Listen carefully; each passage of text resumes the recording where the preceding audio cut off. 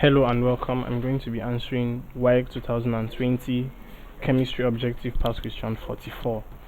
How many electrons does phosphorus ion contain? A 12, B 15, C 16, D 18. So this ion of phosphorus, also known as the phosphate ion, which we have represented to us here, we're asked how many electrons it contains. Now we are given the atomic number and the atomic mass.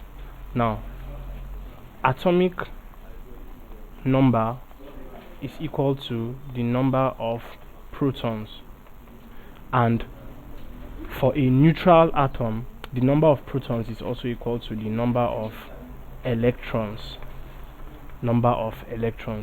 So for an atom of phosphorus, it contains 15 electrons. But now for the phosphate ion, we have this 3 minus here, showing that it has